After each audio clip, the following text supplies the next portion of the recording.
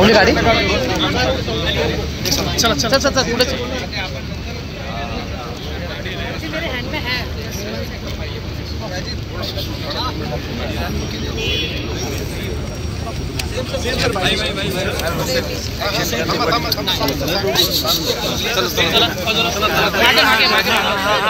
मनापासून चालून आहे आणि आनंदाच्या भावनेतच राज्याचे मुख्यमंत्री आणि उपमुख्यमंत्री या राजेंद्रची कार्यक्रमाला होते. एक मराठी माणसानं फार मोठं धाडस केलेलं बघायला मिळतंय. पहिल्या टप्प्याचा 12,000 कोटीचा प्रकल्प आहे आणि त्याच्यानंतर 24,000 कोटीचा प्रकल्प आहे. 36,000 कोटीचा प्रकल्प आहे. आणि मला असं वाटतं की जी लोक सांगत होते की प्रकल्प बाहेर गेले, इकडे गेले, तिकडे गेले, त्याला सरकारनं म्हणण्यापेक्षा राजेंद्रजींनी हे उत्तर दिलेलं आहे की महाराष्ट्र हेच ग्रोथ इंजिन आहे भारताचं. महाराष्ट्र हेच उद्योगासाठी अतिशय चांगली जागा आहे. म्हणून सेमी कंडक्टरचा पहिला प्रकल्प हा महाराष्ट्रामध्ये येतोय. आणि याच्यानंतर टॉवर नावाची जी कंपनी आहे त्याचा 83,000 कोटीचा प्रकल्प त्याच परिसरामध्ये येतोय. आणि केम्स नावाची जी कंपनी आहे त्याचा 5,000 कोटीचा प्रकल्प हा रत्नागिरी. आरक्षणाचा दुसरा दिवस कसं बताया सेमी कंडक्टरवर बोलू. सर हिंदी में जाना चाहिए. सर हिंदी में जाना चाहिए. सेमी कंडक्टर के बारे में है जो महाराष्ट्र में होने जा रहा है. राजेंद्र जी को मैं मन से धन्यवाद देता हूँ और धन्यवाद देने के लिए महाराष्ट्र राज्य के मुख्यमंत्री और दोनों उप मुख्यमंत्री यहाँ मौजूद थे. ये पहले फेज का 12,000 करोड़ का पहले फेज का ये का प्रोग्राम है. बाद में 24,000 का अलग सा है. और इसके बाद यही जगह पे बाजू में 80,000 करोड़ का एक डेटा सेंटर यहाँ आ रहा है. टेप्स नाम की जो कंपनी है उसका 5,000 करोड़ का प्रकल्प रत्नागिरी है. सर 2 MOU साइन किए गए हैं. पाहायला मिळतोय कारण अजित पवार शिवसेनेकडे महामंडळ आली मात्र बाकीच्या महामंडळ आणखी वाटप नाही केले. त्यामुळे मला असं वाटतं की आताचा कार्यक्रम हा सगळ्यांना कुठेही नाराज नाही. राज्याचे मुख्यमंत्री देवेंद्रजी आणि अजितदादा तिघही या कार्यक्रमात उपस्थित होते. महामंडळ कदाचित शिवसेनेची अगोदर जाहीर झाली असते पण नंतर भाजपाची आणि राष्ट्रवादी काँग्रेस पक्षाचे देखील जाहीर होते. त्याच्यामुळे तुमच्याकडे सुवरांकडे बातमी आली आहे. आज तिन्ही नेते या व्यासपीठावर होते आणि अतिशय चांगल्या पद्धतीनं कॉन्क्रीट ते एक संघ आहेत. त्याच्यामुळे नेते एकत्र आहेत मात्र कार्यकर्त्यांमध्ये संग्राम आहे तो दिसून येतो कारण की आमदार आणि ते कार्यकर्त्यांमध्ये देखील संभ्रम नाही. कदाचित महामंडळ अचानक जाहीर झाल्यामुळे काही लोकांना आश्चर्य वाटलं असेल. प्रत्येकाच्या नेतृत्वाखाली प्रत्येकाचे कार्यकर्ते हे अतिशय चांगल्या पद्धतीने काम करतात. प्रत्येक नेत्याचा आपल्या आमदारांवर, खासदारांवर, कार्यकर्त्यांवर कंट्रोल आहे.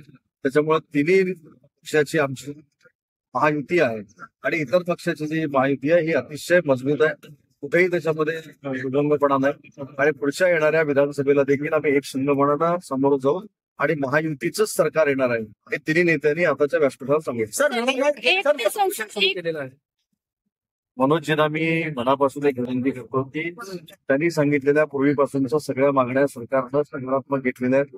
पूर्वी त्यांची मराठवाड्याची जी मागणी होती निजामकालीन नोंदणीला कुणबी प्रमाणपत्र द्यावं ती देखील कार्यवाही सुरू आहे. शिंदे समिती देखील स्थापन केली गेली.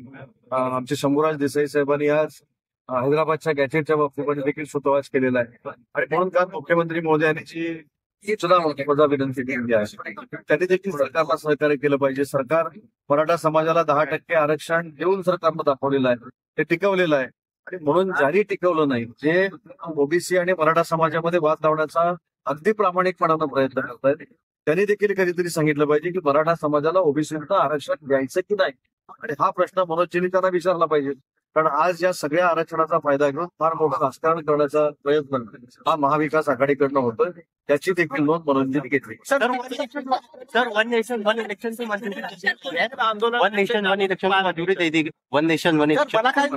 मला काय सांगायचं असं मुख्यमंत्र्यांचं नाटक येत आहे माहित नाही त्याच्याबद्दल प्रदीप ढवळ सरांनी ते लिहिलेलं आहे असं मला कळतंय. मी ते वाचेन. सर 1 नेशन 1 इलेक्शन की मंजूरी दे दी गई है क्या कहना चाहेंगे?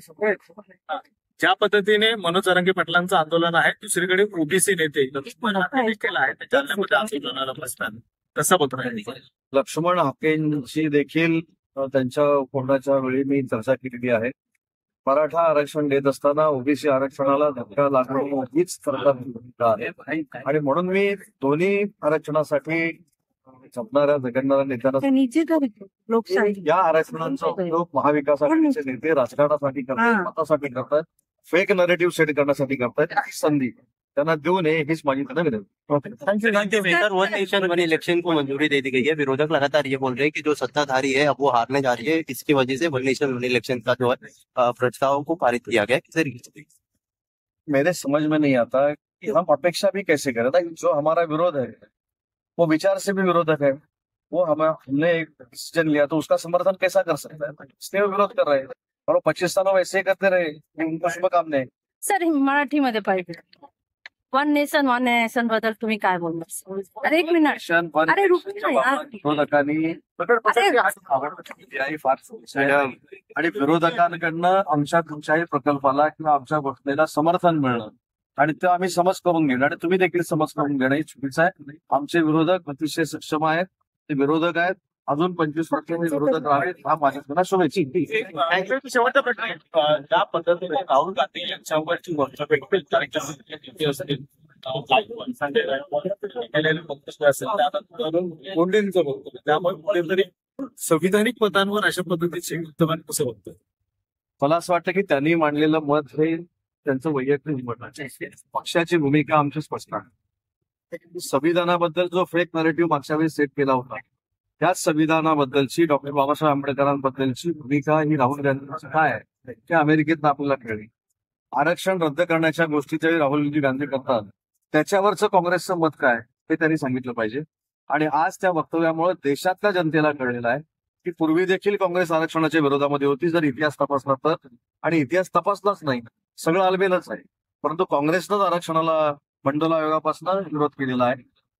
आता स्वतः काँग्रेसचे नेते करतात, त्याच्यामुळे आरक्षणाबद्दलची भूमिका ही संविधानाबद्दलचा फेक नरेटिव्ह केल्यानंतर सुद्धा आता पूर्ण महाराष्ट्रातल्या आणि देशाच्या जनतेला कळलेला आहे आणि त्याच्यापासून कुठेतरी आता लोकांचं मत डायव्हर्ट करावं हा महाविकास आघाडीच्या काही लोकांचा प्रयत्न सुरू आहे. परंतु मला असं वाटतं की जे बोललेलं आहे तुमच्याच माध्यमातून आम्ही बघितलेलं असल्यामुळं राहुल गांधींची आणि काँग्रेसची आरक्षण रद्द करण्याची भूमिका ही जनतेसमोर आहे. अशी वक्तव्य नेत्यांकडून येण्यात मी सांगितलं ना की त्यांची ती वैयक्तिक भूमिका आहे. शिवसेना म्हणून असं कोणी वक्तव्य केलेलं नाही की पक्षानं केलेलं नाही, परंतु अशा पद्धतीचे वक्तव्य होऊ नये त्या मताचा मी थँक्यू सो मच.